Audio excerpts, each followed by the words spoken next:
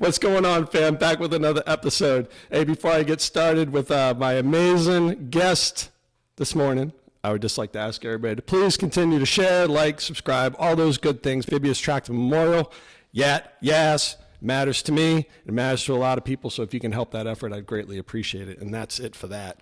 And sitting across from me, the 20th Sergeant Major of the Marine Corps, Major Ruiz. My friend, how the heck are you? Good, brother. Tell me, I didn't know there was a memorial that this is.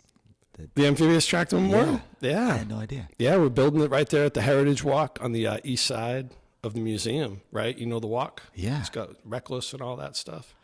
We're building one right there, and we're breaking ground next year. Dang. Yeah. I need to be there. That's going to be awesome. You are going to get invited. You're in the Commandant, and everybody's coming, and it's going to be an amazing event. I can't wait. I serve as one of the board members. That's awesome. Yeah. Appreciate it, man. Thanks for asking. I had no idea, and yeah, I like finding out things like that from folks that have never left the tribe. That's one thing. Like, okay, I'm still engaged via television, via the news, via that's it. And then there's those who are like right, and are actively engaged in ensuring that the history never falls by the wayside, and that those Marines that came before you will always be remembered. So that's freaking awesome. Yeah, man, it's community. You know, we're trying to maintain a legacy, I should say, not build one. That was built, you know, with Battle of Tarawa, Iwo Jima, all that good stuff. But we're just trying to sustain it and then also pave it in the future, because the ACVs is an amphibious tractor. Yeah. That's a vehicle that does the same mission set that we did, just it's more lethal. Yeah. So fired up about it. I think it's a monster. Yeah, man. That's all we do is hand the baton off every generation, right? The next thing we'll see is probably a ACV that moves from wheeled and track to like air or something. Who knows? Who knows what's going to come? I don't know. Who knows what the future holds, man. There's some really smart folks out there that are doing, you know, good things. And they're very, America is never short on ingenuity and creativity. That's for sure. The other day I was at some convention, and a lot of technology type of institutions are present with their little booths. And in one booth, the former Marine stopped me. He's like, "Hey, Sergeant Major, I was a Marine. Just want to shake your hand. Good to see you." And then I said, "What are you working on?" He said, "If you can think of making a phone call when you're forward deployed, well, what this is a beam.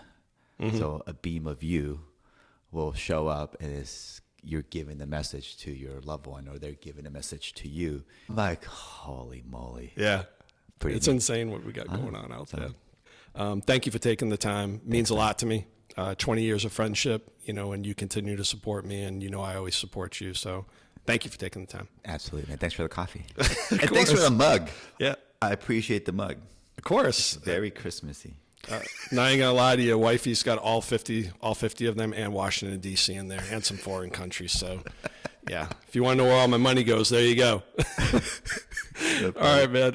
Let's ease on into a conversation, right? I wanted to ask you, the Commandant of the Marine Corps in 2023, I think it was around October. He went out, was doing PT. 3-mile loop around Washington, D.C., and a block away, he fell face flat and had a heart attack. Yeah. A serious one, like serious cardiac arrest to the point where he's unresponsive. A couple of folks came in. Amazingly, one of them was CPR qualified, and they're performing sets and reps on him until EMS came. It was a real serious incident. I mean, to the point where I think, if I recall correctly, I think the doctor said that maybe 5 out of 100 people could actually survive that. Yeah. A lot of that's probably because of his conditioning. But my question is, how is the Commandant doing? Full recovery? Is he back?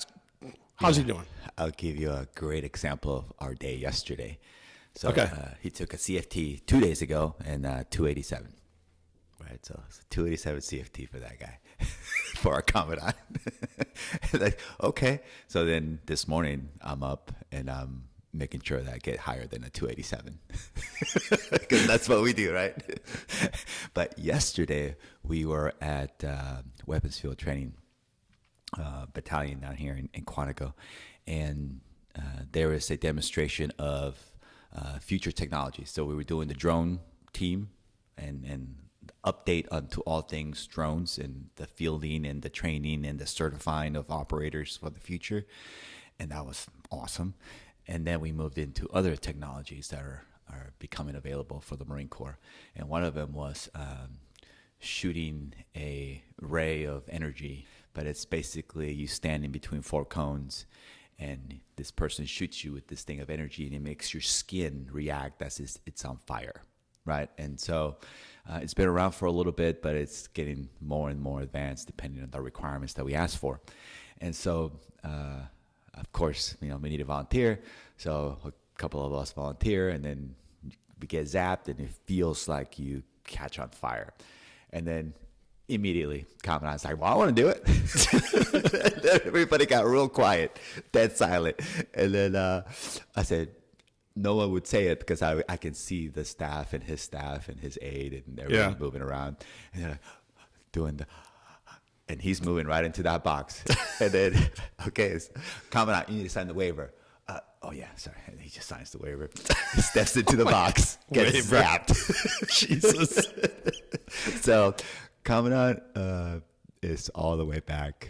Good. Every day he's in that Pentagon. I know I can speak for him. I know he wishes he was more out and about, like maybe I am. Sure.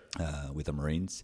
But his fights are in the Pentagon. So he allows me the freedom of movement to go out and spend the time with the Marine Corps and its Marines and see what's going on. And then I come back to that table and deliver that information to him. Yeah. So we have that relationship. He lets me loose on the backfield. So he's more than fine. Good. Well, train, equip, and man. That's what you guys do. And with that comes money. And the only way you're going to get money is if you hang around Washington, D.C. to continue to outfit our Marines with the best equipment for the next fight, which comes about every 20 to 30 years, unfortunately. Yeah. But such is history and life, right?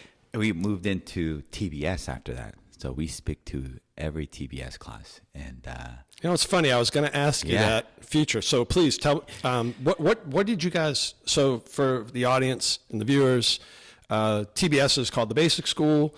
Every single officer in the Marine Corps goes through that program, and it's a very tough, rigorous program. Sets a good baseline on how to be a platoon commander. So just think of, boot camp for enlisted folks. That's kind of like boot camp sort of for officers, but it's more training rather than incentive training. It is unique to the Marine Corps because we're the only ones that we don't care if you are in a JAG, you're a lawyer, you are a pilot, we don't care. You have to go to the basic school, that you must be able to lead Marines in combat as a Marine officer. So it's like what an opportunity is for an enlisted Marine, right? Sergeant Major of the Marine Corps to go influence officers alongside the Commandant. So what do you speak to them about? It is a lot of, for them to us, it is rapid questions, high-end, curious questions about the future of the Marine Corps. They're so, like you say, wicked smart. They're so daggone smart and challenging to the Commandant as to, Commandant, what are we doing too? And what do you think about this? And it's very, very different, right? Where before I think you would imagine that it would be silent, right? And then the questions would be, okay, who's asking a question? All right, let me see your question. Or here's your question. That doesn't happen at the basic school, right? And it doesn't happen around the Marine Corps like it used to. It is Marines with the ability to think the way they do today. This critical thinking capability that these Marines have. They're so bright, and they are challenging you every day. Yeah.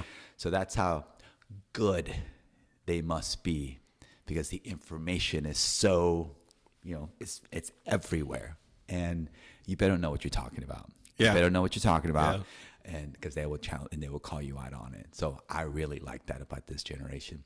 But the Commandant starts off very direct in that you are a Marine officer, and the expectations and the orders that you will give may at one point send the Marine to their death. So you better know what you're doing, and you better care deeply about the Marines that you lead, and you need to love them, That doesn't mean give them what they want. That doesn't mean baby them. That means they don't know what they need, right? So give them what they need, and that's love. And push them hard and do the things that are required, because you may just say, I want that machine gun nest gone, and those Marines will do it for you, and not all of them will come back. So Right. you better be ready. And so it's that silence of the room, just poof. Yeah. Like it just hits you like, wow, like the weight of command, right? Like That's right. Like this is what they talk about. It's very apparent. And it is, for me, it's very rewarding and refreshing and soul fulfilling to see Marine officers at this stage in their career where they are still all in, right? They see the Marine Corps here, and they want to evolve with the Marine Corps and push it forward even more. So it's good to see that energy, and every seat in that room is filled by the best of America. So it is this hopeful thing that these folks may do 4 years, 6 years, I don't know. A few of them will do 40 years, but they will return back to the communities, and they will lead America in the next generation of greatness. So they see themselves as, maybe the first 4 years, I just want to get to my first platoon. I just want to get to the fleet. I imagine that's what they're thinking. Right. And for me, it's like, I can't wait for you to finish this and go lead Americans in your communities. How ironic, artillery fire going off that just shook the garage studio. Isn't that America. How ironic is it, America? I love it. That's great. Yeah. Agree.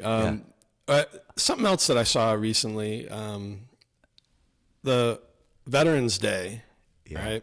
A few weeks ago, I was just happened to be skimming on YouTube, and I saw the Pat McAfee show, and you guys are at Parris Island. And if for the viewers, if you haven't seen it, please check it out. Like I said, it's a 28-minute clip. It's on YouTube. It's amazing. Pat McAfee and some of the crew went down there, some other former players, AJ Hawk, Darius Butler, and they went to Parris Island and got a tour and got a little taste. They went to Lights.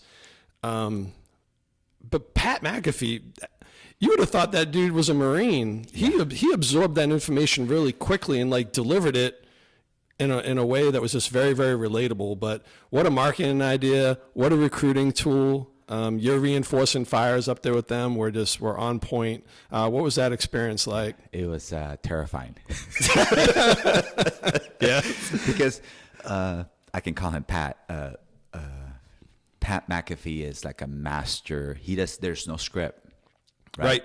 There's no script. He is just free, and he is just moving, and it's all coming clean from his brain to his mouth, and it is. Yeah, he's really good, right?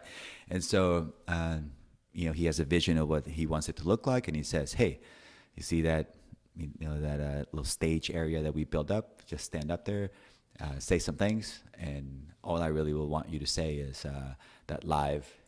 For the first time ever from Parris Island, South Carolina, the Pat McAfee show. But whatever it is that you want to say it. Like, imagine giving that freedom to me, right? Yeah. But so for a moment, I was like, oh, that's pretty awesome. He's, there's no left and right. He just talk about what Marines are. And very quickly, when you see those cameras and the crew staring back at you, you're like, oh, boy. Yes. All eyes on me. All eyes on me. Yep, absolutely. And so I just, in the moment, okay, he's a believer, and I just got to talk about what I know.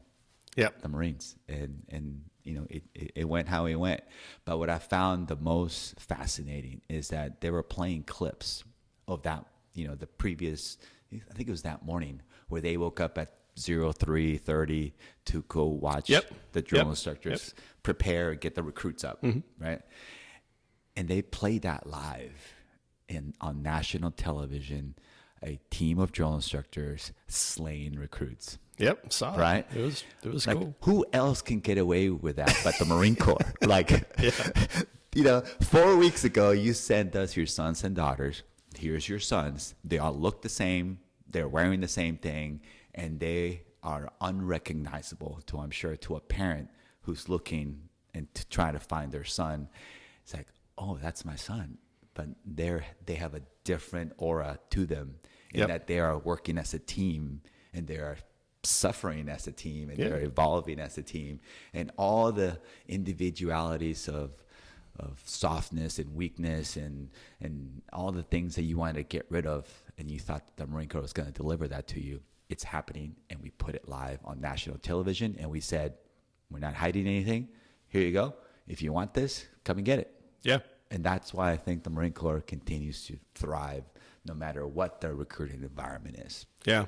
I tell people, brother, that besides, leading Marines in combat, not something you want to do, but if you do have the opportunity to do it, it's extremely rewarding going through and doing hard things like that, building that team, right? Yeah. Besides that, making Marines has got to be the most rewarding thing, because you're right. You and I did it together. Overlapping to us for 2.5 years. And then you and I had the privilege of, being at drill instructor school together, then influencing NCOs and staff NCOs, and and teaching them the fundamentals and the tools that they needed to be successful drill instructors. It's what a reflecting on it now, being retired, and even when you're more seasoned Marine, when you really deep dive and think about it, what a special thing to do, and what a special thing to see, and to actually do it and shake the hands of parents when they actually come up to you and they say, you have changed, not like you, Mark Chabot, Gunnery Sergeant, have changed my son's life. Yes. And imagine, because there's a deal that gets made, right? And the deal is that you're going to give yourself over to the Marine Corps, and you allow the Marine Corps to inject all the things, history, our core values into your soul, and just give in. And they do that, and they give in for a period of time, and they graduate and become Marines. And what happens when they hold that Eagle, Globe, and Anchor is that they give up the luxury of ever having to be invisible. Like, you will no longer be invisible. You will ever have to be present in any community, in any mall, in any theater, that you are expected to stand up as a Marine and take action, right? And so for me, that's very, it's very, yes, rewarding, but it is challenging for an institution that's also supposed to deliver back to that Marine a continuous challenge, right? Just because you graduate, just because you get the Eagle, Globe, and Anchor, doesn't mean you're done. Right. And the Marine needs to understand that you're not done That's cooking. right. That's right. And the institution must continue to push. And that's the beauty that the staff NCO and the officer get to mold, get to evolve the Marine. Say, you're different. You probably need to go do this. Well, I really want to go do this. Well, the things that you probably did not want to do end up being the best things that could have ever happened to you. And you make your way through the Corps, through the years, and you figure yourself out, what you want to do. What you do with the opportunity that the recruiter opened for you is on you, right? That's one part of the deal. And the other part is that the institution, the Marine leadership, must challenge the Marine. That's right. Get to the goals and aspirations that you had. So it's a two-way street. Yeah, and there's like indications and warnings along the way of indeed what you said of Marines not being challenged. Whenever you hear Groundhog Day, like your antenna should pop up, and I know yours does, and mine used to. I'd be like, well, Groundhog Day, whoa, what are we doing? Are we not keeping our Marines green? Are we not keeping them green? That is like the because otherwise you can get trapped in that cycle of, of just showing up to work and going home, showing up to work, going home. You got to keep them green. You got to challenge them, like you said. Yeah. It's important. And you got to remember, though, when you were 22, maybe 21 years old, I had goals before the Marine Corps. I remember Carlos. I remember what that person felt like. And the Marine today is being pulled to feel what Carlos felt like before the Marine Corps, because it's comfortable, right?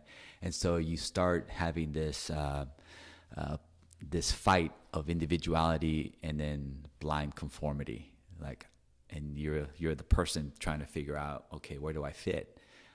I like Carlos. I remember Carlos. I want to keep the Marine Corps things at arm's distance because it's uncomfortable and it's difficult. And so if I keep it at arm's distance, then I can grow my hair, I can, put some tattoos in weird places, and I can do individual type things.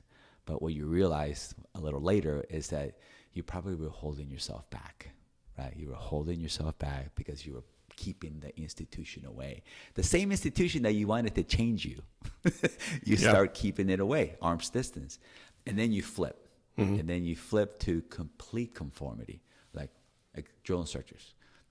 You bury Carlos, you bury Mark, and you become the ultimate professional Marine Corps drill instructor. Show no weakness. It is the poster-like Marine that you must display for years. And in that, you gain some, you get sharper, you learn some things, and you become very institutionalized. But after a while, you realize, oh, it's like, am I pretending to be somebody else? Yeah. And so both worlds are not good. Individuality, you're holding yourself back. Blind conformity, are you pretending to be somebody else? Yeah. It is somewhere in the middle that I do have empathy for things. I do have a sense of humor. I am enthusiastic about what I do. Those qualities, individual qualities, we want you to keep. Yeah. Right. And then inside you bring in all the standards of the Marine Corps, and through your voice, you become effective because you found yourself. You found that middle. Right. Right. Because you're honest with yourself. And if you're honest with yourself, the Marines know that you're transparent and authentic, and they'll follow, I think. Yep. And that's one of your redeeming qualities that you have is just, you're who you are. And, it is what it is. You can hold high standards, be an outstanding staff non-commissioned officer. You can be outstanding at anything and still have a personality and still have an energy about you that uplifts other people. I think that we're gravitating away from the old model that, you and I, we came in right about the same time, but the old model of you kind of had to be like this belt-fed person. You had to be extremely authoritative, rip your nose hair out type of leadership. Yeah. I appreciate that we have that. That doesn't mean not be proficient. Yeah. It doesn't mean we're going soft. It doesn't mean that, that we don't expect and demand great things out of our Marines. But I think treating people with dignity and respect, we used to talk about it, but it didn't happen. Now I think you guys are doing a much better job now than we did in the past. That's just Mark's opinion. Yeah, it's challenging for some folks to get around to that, right? And I can understand that. For me is just take a look at the black and white photographs of the past. Just take a look at where we've come from and how far we are evolving to a new version, and what I hope is a better version of us that will take us into the next moment of Iwo Jima, the next moment that will last another 500 years. So my point is there are things that we must tweak in order to continue to leave those things behind us and to evolve into a better version of us. And so when you mentioned earlier about training, manning, and equipping Marines and the responsibility of the Commandant, that's just not platforms and things, right? For me, modernizing the Marine Corps is also evolving the culture. So that means maybe, unpopular opinion, deglamorizing alcohol, right? Like, how about some of that? How about fielding the Marines with the individual combat equipment of the future, right? Expensive propositions. Start with cold weather gear. Right? Cold weather. We suck with cold weather gear, brother. We're awful at it. It drives me crazy, right? So it is, it's not just high-end things that must be modernized. It is a push that our Commandant is fighting for to look down and in to the individual Marine from their utility uniform, right? Like evolving, what's the next version of our utility uniform?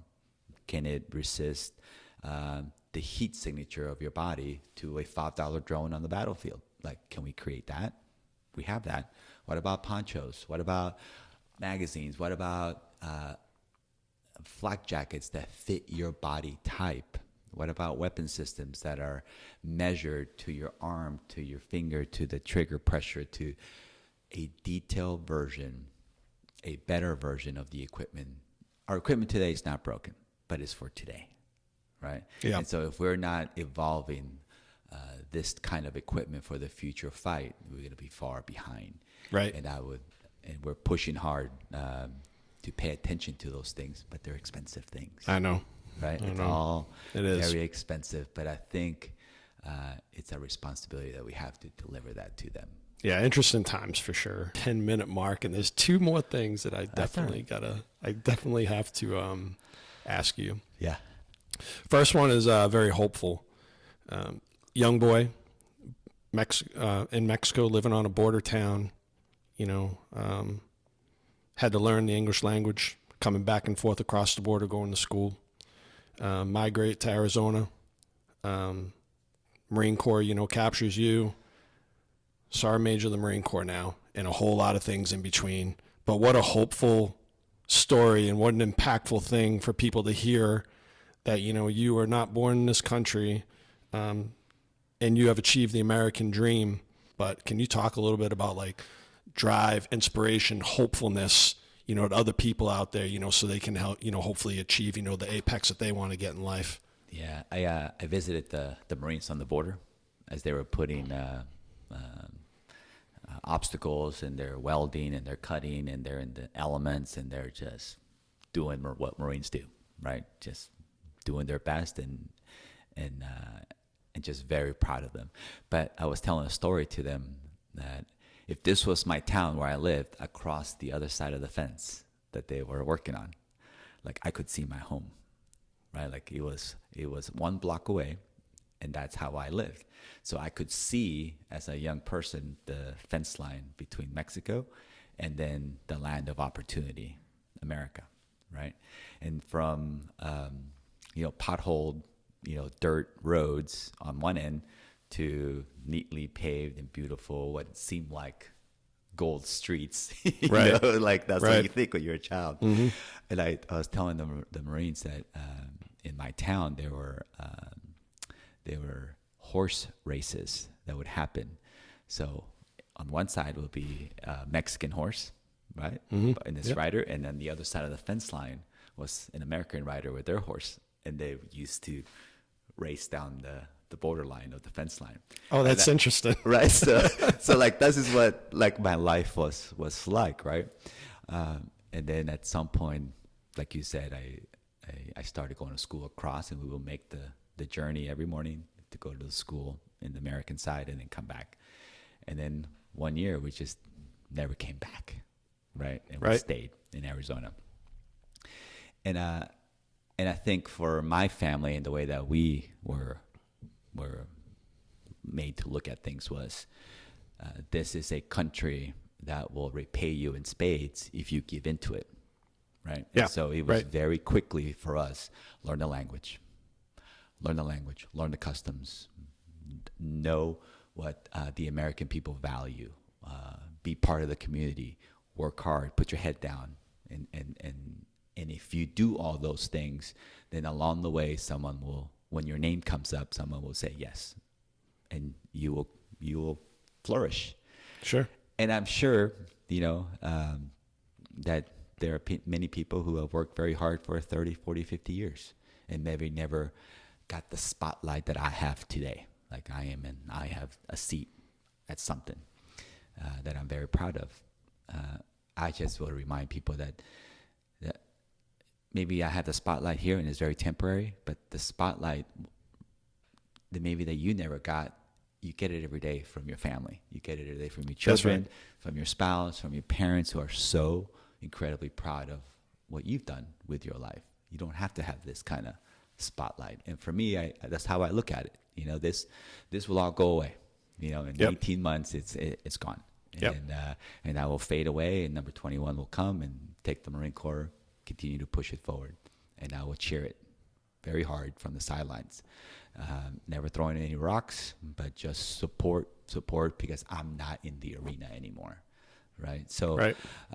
it is something that I never strive to be Sergeant Major of the Marine Corps. No one does. And probably the ones that do never make it. Right.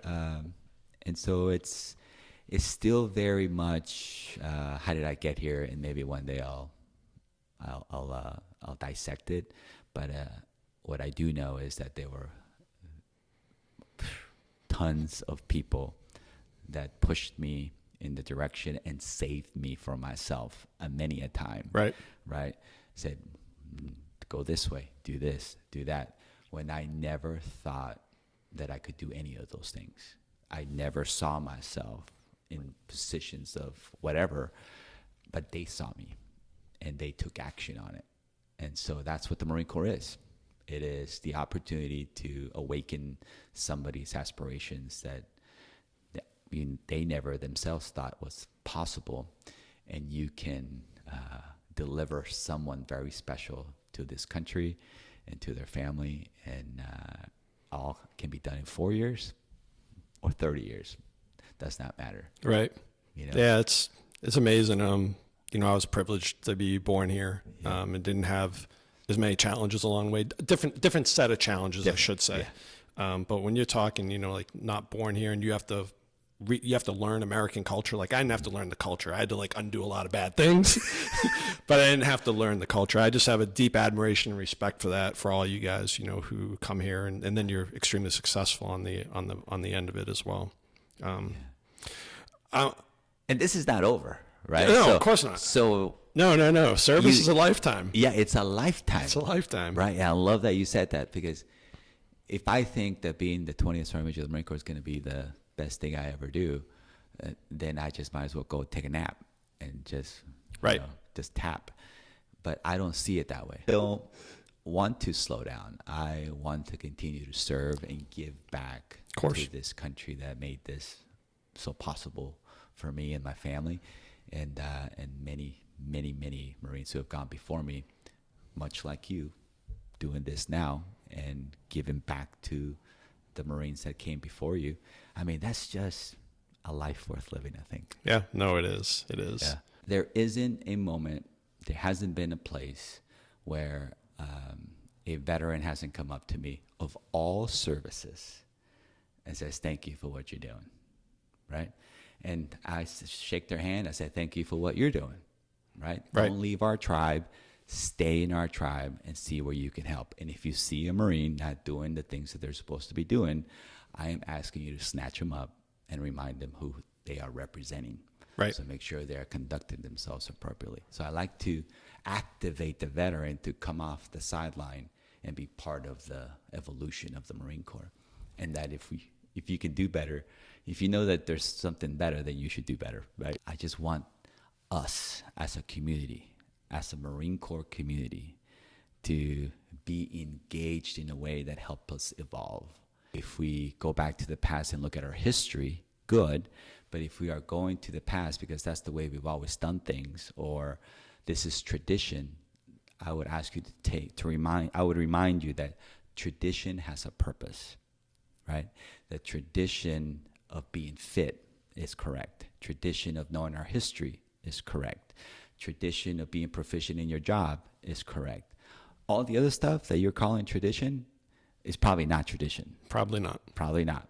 Everyone active, those who came before us, who are out in the community today. So this is what I'm trying to teach Marines. What is tradition, and how do you tie it to the organization that we want? And then number two is teaching Marines what to do is one thing, but the most important is teaching them why we do it. Because if we can do those two things, then the how solutions will come from the Marines they will come. Because the ever-mounting emergencies that always tend to come on the battlefield or in garrison, they all happen at once, absolutely. It is the Marines that will figure it out, because they know why they do what they do. Because from discipline comes freedom, right? And so I'm not saying, be soft and be nice and let them do what they want. No, what I'm saying is that there's a standard that must be met, but in those standards, there's a minimum. And in that minimum, you must know it, but that's not what I'm looking for. Evolve and get better. High standards, of course, right? Like we want our Marines to, have those high standards. But if you gave me the choice, Carlos, if you were like, hey, Mark, would you rather have a Marine who's not so fit, that is incredibly bright, brilliant, and can do things on the battlefield with the tool in his or her hand better than the extremely fit guy? You know what I'm going with. Yeah, exactly. So I think that just we have to value proficiency as much as anything else, because that's the most important to me. That's the most important attribute that you can have, is, how proficient are you with whatever you have in your hands, because that directly is going to save lives, and it's directly going to affect warfighting. So I'm not dismissing any of the other stuff. I'm just giving you just my thought as a 5-year retired veteran talking to my friend who happens to be in a position of major influence. Yeah, it is this a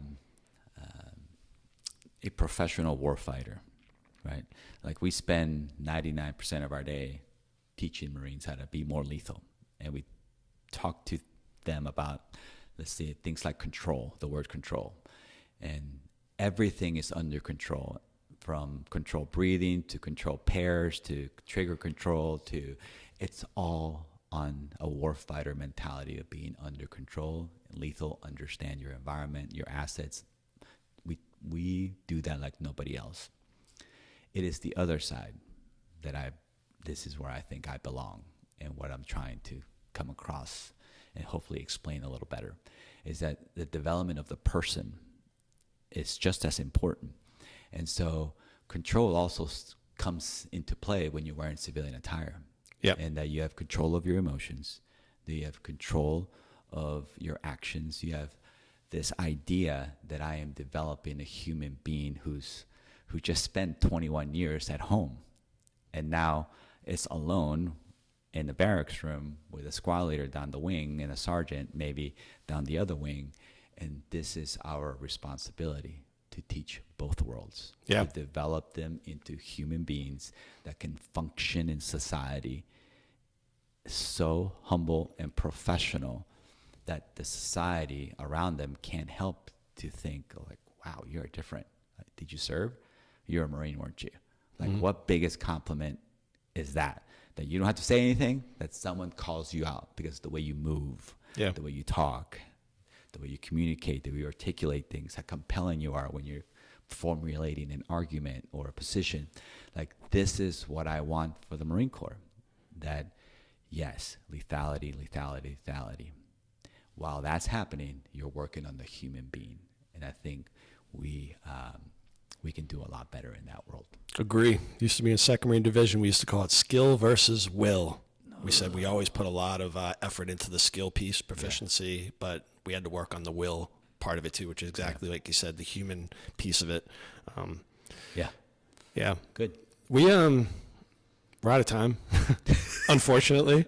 But I did want to, ask you to provide any, last comments. I'm sure there'll be a lot of people tuning in. Is there any last things you'd like to say to the Marines, to America, whomever?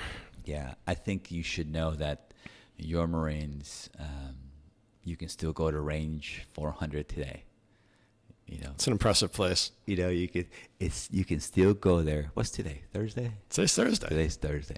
Yeah, so, America Artillery. Yeah. So there's probably, a company getting ready to get on Machine Gun Hill, and when they're done with that range, they're coming back off the range soaked in sweat, with cami paint dripping, with all of their, like they've always done.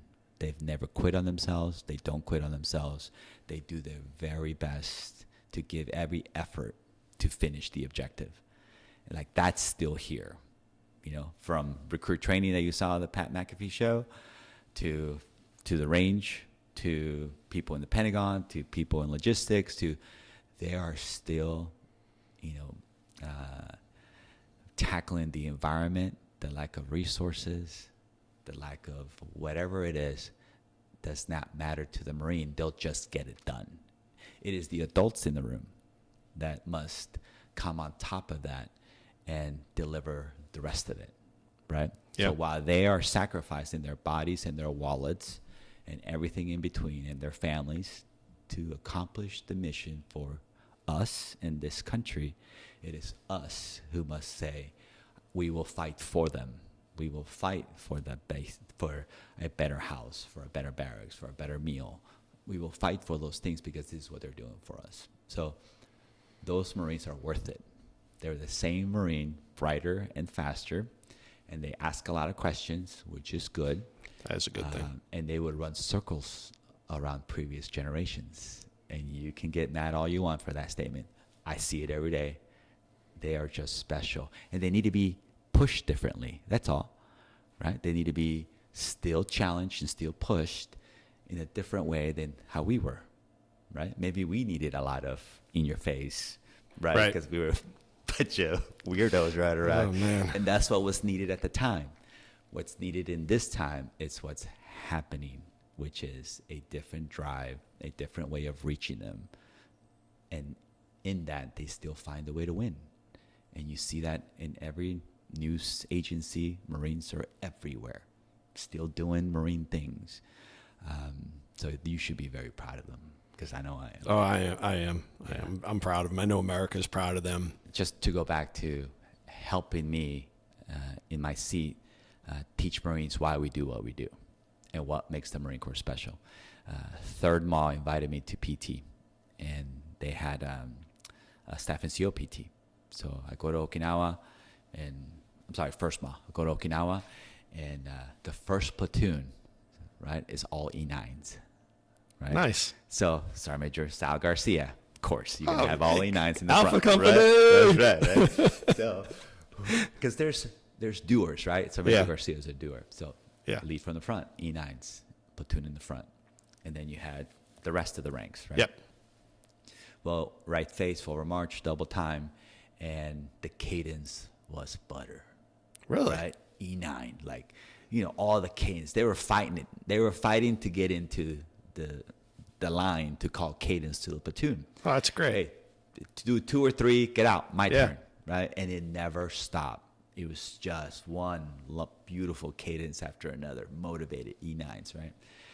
But as I moved down the line, the cadence got different. Yeah. Right? Yeah, and even sometimes silent.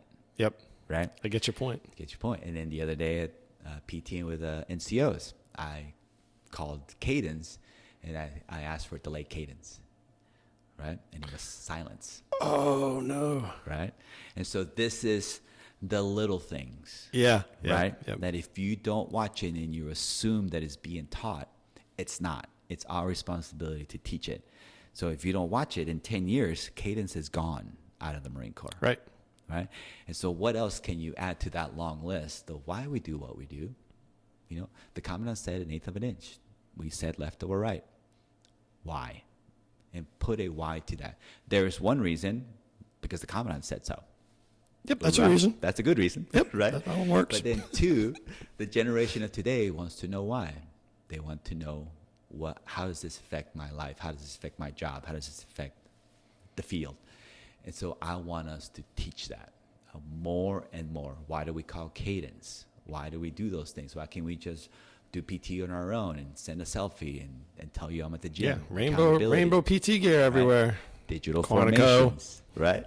Digital formations, like I'm accounted for. You gain certain things with today's technology, but what you lose is what makes you different, which is understanding the human environment inside your platoons. So if the next fight is to be what it's supposed to be, and the most technologically advanced fight that we will ever have, and you will be in many different areas dispersed, and there will be no golden hour, and it will be days before you get pulled out, right? And you will have to mark sites where your Marines are buried, right? If that's the fight, then how good must you be as a platoon commander, as a platoon sergeant, as a squad leader to deliver that kind of Marine for that fight today? Like, how hard should you be pushing them today? Every day. And you can't do that digitally. You must be on the ground, your feet and your eyeballs staring at each other every morning. The time that you saved, instead of coming to formation at San Mateo, right? Don't worry about driving to San Mateo to formation. Just go straight to the gym, send me a photo, right? And tell me you're accounted for, that you went to the gym. Like, that time you might have gained, but what you lose is the interaction with your Marines. That no one was asking, do you understand what we're doing today? No one's doing gear checks. No one's doing uniform checks. No one's doing buddy checks. What's going on this weekend? What are you doing? None of that is happening because we took that away by sending a text saying I'm accounted for. So this is where I need veterans to teach our Marines today why the human interaction is so important, because it's going to matter. Oh, it's going to matter. It's going to matter because not Mark Chabot and not Carlos Ruiz, but maybe Gunnery Sergeant Gilbert over here, when she is, somewhere on the second island chain, and we say, hey, you need to fly the drone with a payload on it, 500 feet AGL at a 180-degree heading. That doesn't mean 181 degrees, and I didn't say 400 feet AGL. Yeah. The same reason why it's an eighth of an inch above your pocket, left over right, all these things, right? Amazing. They matter. Like, the brilliance and the basics matter. The best units that had the best success, the least amount of casualties, were those that were the most disciplined and the least cowboy-oriented. And I'll fight somebody tooth and nail on it if they ever want to come on here and challenge me to something different. Yeah. Amen, brother. It's a fact. It's a fact. It's a fact. And so this is your prep time. Yeah. And we are in our prep time, and I need everyone involved. That was a message to the force right there. Stay after it. Brother, again, thank you. Means the world not to see you here. Your friendship as well means the world to me. We'll shut it down here and let you get on with your day. I'm proud of you. Same. I'm proud. I'm proud of what we're doing, and we will be successful. Hoorah, brother. Hoorah. Take care. Okay, out.